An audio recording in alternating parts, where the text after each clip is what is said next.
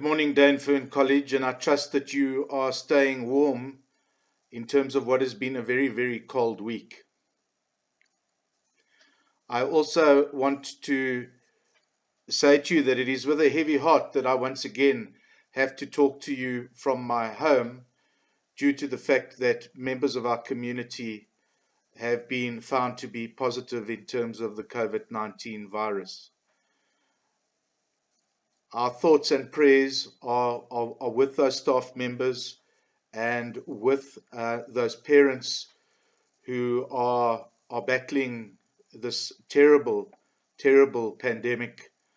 And I think it's a humble reminder to all of us that we need to fully adhere to the rules and regulations in order to make our environment and your environment in the home space as safe as is possible. Secondly, you'll be aware of the reason for the long weekend was very much related to June the 16th, and I would like to commend the students in our history department for the presentation that they put together, reminding us of those dreadful events. It is also unfortunate that some of the current events in the world seem to indicate that we have not learnt from the events of the past, and they still haunt us in the present. And so the question is being asked of schools like ours, where do we stand on this and what are we going to do? You will recall that last week I spoke about the need for an honest dialogue. And in fact, this morning, the college executive met with our external practitioners who will be coming in to set up those honest conversation dialogues. And we specifically are ensuring that they are external so that our students feel that you can have a say without the school necessarily being judgmental of your opinion and your view. A very, very important statement went out from the college last week concerning Black Lives Matter, and I want to use this opportunity this morning to reinforce that statement by reading it. And it says as follows: "We believe Black Lives Matter. We stand against systemic racism and police brutality. We believe in a country and a world where everyone can live mindfully, compassionately, with dignity and free from fear. We will support leaders and organizations in our shared obligation to bring about meaningful, lasting change. We celebrate the diversity of our community and our country and are committed to continuing our journey of learning and unlearning." And ladies and gentlemen of Dainfern College High School, this is as applicable to the staff of the college as it is to you as young people if we are going to move forward and dismantle systemic racism. And so I look forward to your support in the next few weeks, where hopefully we can once again reopen and begin these crucial discussions in an open and an honest conversation.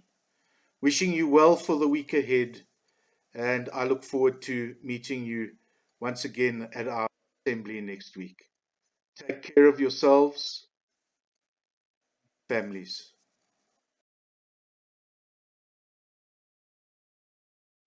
Good morning, everyone.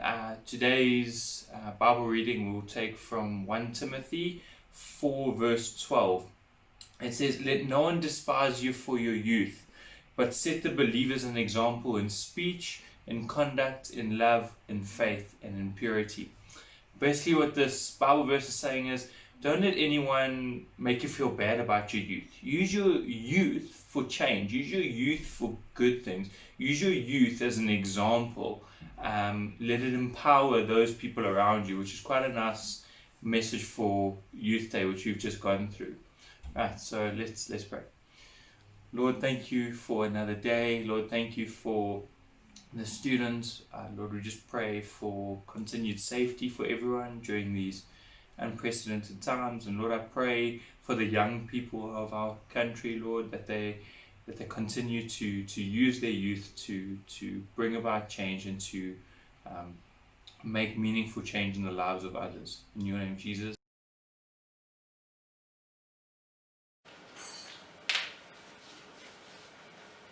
Dear Africa, your stories are found around fires, over meals and handshakes, in street corners and corner shops, in buses and backyards, in living rooms and classrooms.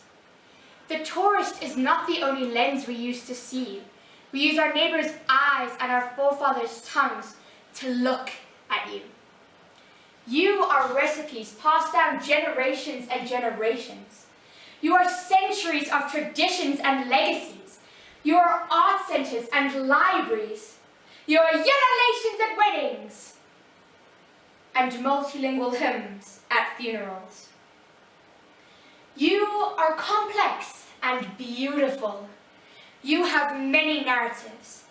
You are a fabric with many borders that asks us where we came from and where we are going.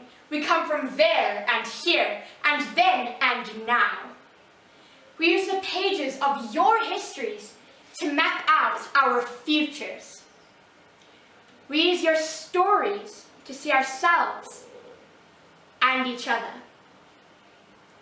Dear Africa, our love for you unites us.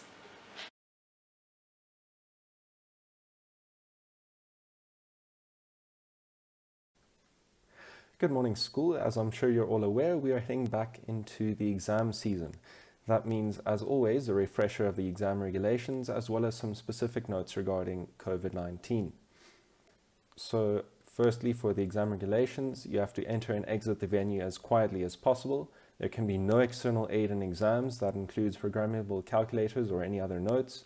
You can't have any writing or text on water bottles, so if you use a plastic bottle and just take the label off, that's 100%. There can be no talking in the venue, even if exams haven't started yet. There can be no chewing gum or food allowed in the venue. It's noisy, messy, and just distracts everyone else. You have to have a see-through pencil case, and any absences have to have a valid doctor's note. And then specifically for COVID-19, you have to be on time. You have to be at the venue by 8:30 to allow for a screening and general processing, just to make sure that everyone is comfortable. You can't share any stationery, so you have to make sure that you have all your pens, calculators, and things that you may need. You have to maintain social distancing at all times, even outside of the exam venue. And civvies may be worn for these exams. That doesn't mean that you can look messy. Boys still have to be clean shaven, and girls cannot wear makeup. Best of luck, study hard. Good morning, school. I hope you've all been having an amazing second term. Before we end off the academic portion of this assembly, I'd quickly like to talk to you about the importance of hard work. I'm reminded of a certain quote by Thomas Jefferson. I'm a great believer in luck. I find the harder I work, the more I have of it. And on that note, I'd like to encourage you all to give this set of exams your best effort.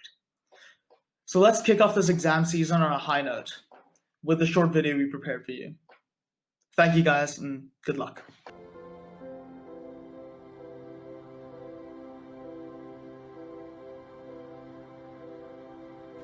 I wish I knew that after grade 9, you don't get any more fun projects. I wish I focused and took the work more seriously, as it is the basics that I need in my work now. I know that it feels like there's a lot of work to get through, but you will get through it. Keep working hard, and before you know it, you'll be done high school. I wish I learned time management skills when I was going into an older grade, because I only learned it in leadership, which is already too late because that's like your grade 11 matric year. So I wish I learned time management skills from like grade 9 to 10. Just stay committed to things, never do stuff half-heartedly and then expect good marks for them. Always follow stuff through, give your best for every project, and also just have fun. Do what you love, not what you're supposed to. Try and get involved in every aspect of school life. Don't be scared to stand on stage. Don't be scared to try a new sport. And don't be scared to step out of your comfort zone. There are so many people who are supporting you and who believe in you.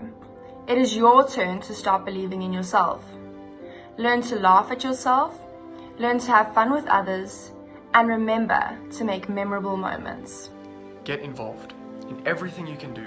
Friendships in the high school extend throughout all the grades, and this is an awesome thing. And one of the ways of creating these friendships is getting involved in everything. Inter-house dance, major production, all the sports you can do, school bands, everything. Get involved. You will create lifelong friendships that will mean the world.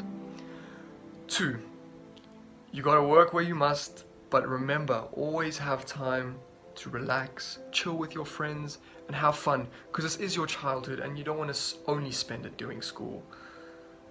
And other than that, I just want to wish all of you the best of luck, and during these tough times, I know it can be hard, but all we can do is keep moving forward. Thank you.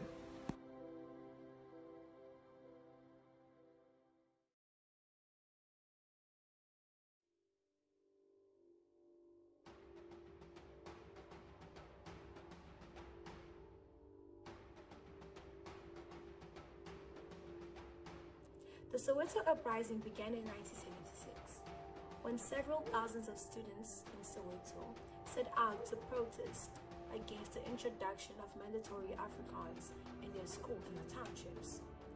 This began as a peaceful protest and turned into a violent uprising as the police started firing tear gas and shooting bullets into the crowd, resulting in hundreds of South African lives being lost, which became an event that called for the attention of the world.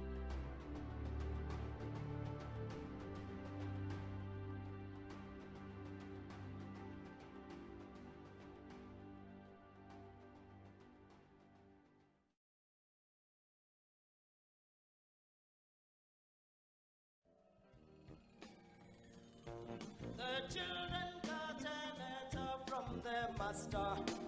It said no more Xhosa, Sotho, no more Zulu. Refusing to comply, they sent an answer. That's when the policeman came to the rescue. Children were flying, bullets dying, the mothers screaming and crying. The fathers were working in the city. The evening news brought out all the publicity. Just a little atrocity deep in the city. Soweto blue.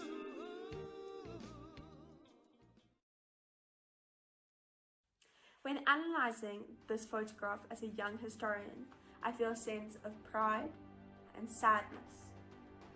Sad to see the devastation happening in South Africa due to the colour of one's skin. I feel proud that students my age, my heritage, identified the terrible wrongdoings of their authoritative body and stood up against that.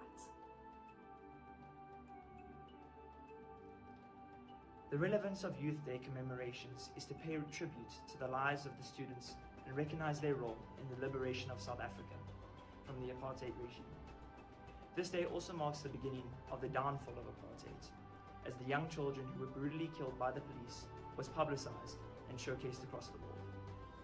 We celebrate the students' bravery and courage as they marched in unity to demand equality and changes in the educational syllabus.